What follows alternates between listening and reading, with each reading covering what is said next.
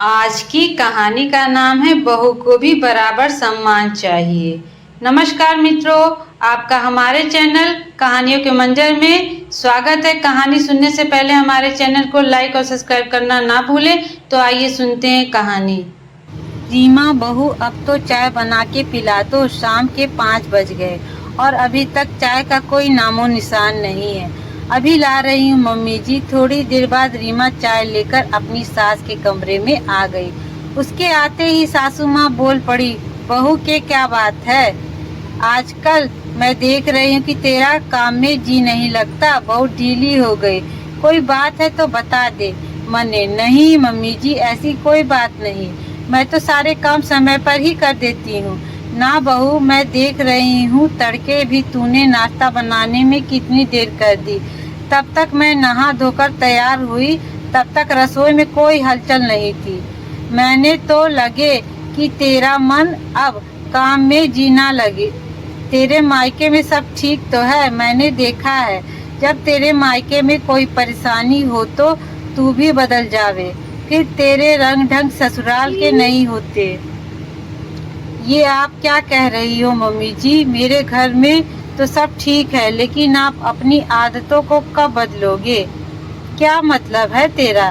रीमा बहू, क्या कर दिया मैंने? मम्मी जी 2 दिन पहले पड़ोस में क्या कह रहे थे कि मैं कोई काम नहीं करती?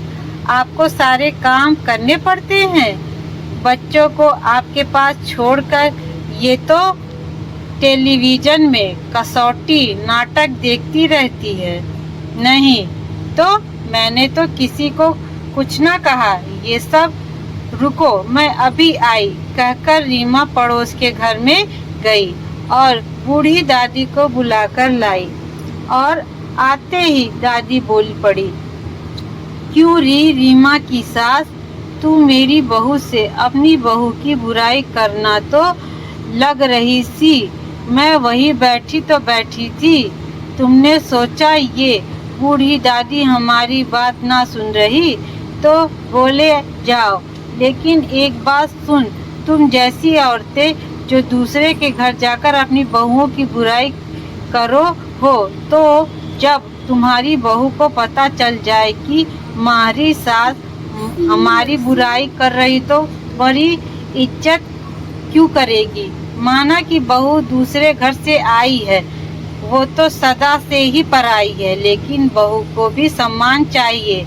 यदि तुम सब ऐसे ही उसकी और उसके परिवार वालों की बुराई करते रहोगे तो ये भूल जाओ कि बहू तुम्हारे लिए गर्म चाय गर्म खाना परोसेगी या तुम्हारी इज्जत करेगी। ताली हमेशा दोनों हाथों से बजती है, तो देख लो तुम अपने लिए कैसा व्यवहार चाहती हो, यह तुम पर निर्भर करता है।